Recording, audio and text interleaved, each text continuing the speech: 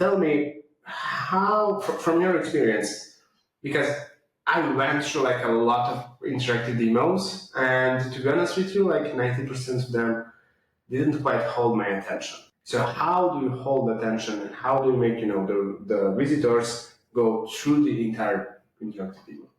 The biggest thing I recommend always is thinking of these demos like a story versus just like click here, click here, click here. I think we have a lot of times people go in to build a demo and they think of it kind of like a walkthrough, like how you would do for something like Pendo or WalkMe, like an onboarding tool, where it's much more just first you click this button, then you click this button. And so what we constantly recommend is write out the story first, figure out what you want to show, and make sure in each step you're giving a value. It's not just that you're showing off like how to physically use the feature, but what would get someone excited about using it.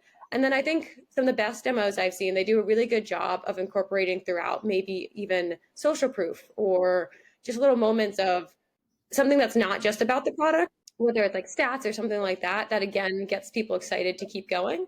I'd also say we recommend have multiple or CTAs throughout the demo. So maybe step 6, give an option to either book a demo live or keep going. So if people are maybe like, I think I've got it, I don't need to see the full thing, it doesn't have to be just wait to the very end to convert.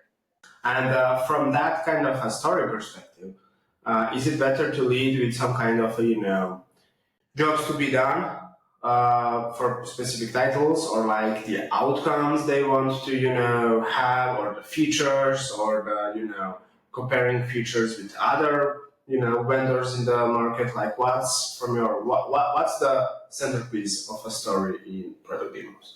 I will say I do think it sort of depends on the channel, right? If you are building a demo for G2, let's say, you actually might want to show more your differentiating features and lean a little more into features because those are buyers looking to figure out how you're different.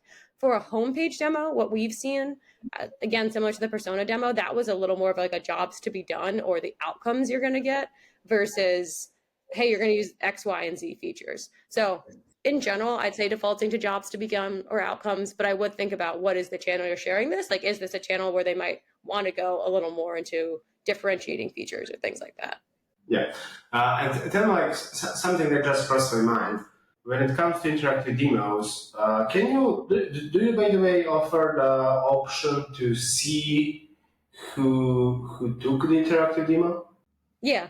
Yeah. So before that kind of customer finishes the demo, right? Yep, we have a few different ways. You can, if you add a form, obviously you can see, but we do also have a tracking script that can connect to any of your CRM tracking scripts. So you could see, for example, if someone on your website filled out a HubSpot form for like an ebook and you have them cookied and tracked in HubSpot, you can still see if they went through your interactive demo, even if you don't gate that at all. And then we do have an accounts identification feature. So a few different ways you can get an idea of who's seeing your demo. So you have something natively similar to like RB2B or Leadfeeder or something like that, right? Not at the person level unless you have them already in your CRM. Yeah. And I guess there is an option to, okay, so let's say that for the, customers who are not in your CRM already, right? I have RB2B installed or any other solution like that, doesn't matter. And I have Navating on the other side. And I get notifications from the RB2B, on who are the people who are visiting the interactive demo page, right? Have you tested any outreach, outbound, retargeting, any kind of other motions, that can target specific personas who took the interactive demo based on the RB2B data, for example, but did not convert? How do you re-engage with that? Yeah, we've seen 2 different ways customers will do that, to your point, either through LinkedIn ad retargeting or through outbound.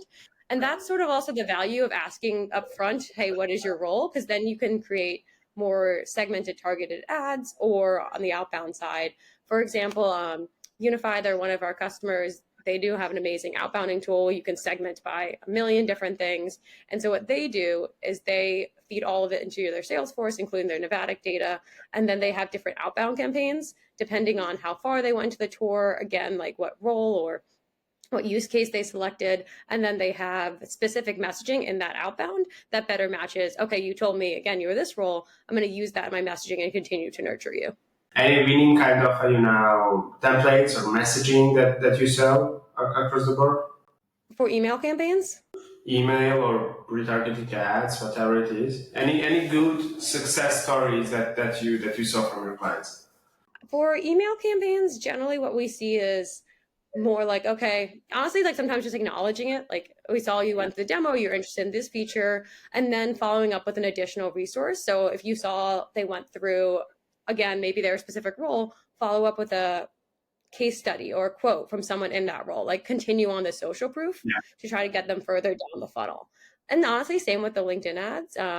We've generally seen if you are retargeting them, that might be a good chance to add in an offer, like obviously the gift card campaign if you want to go with that, or if you have some sort of free motion, something to get them to move that next step along because they've already shown a good amount of intent. Okay, enough with interactive demos. Let's talk about funnier stuff.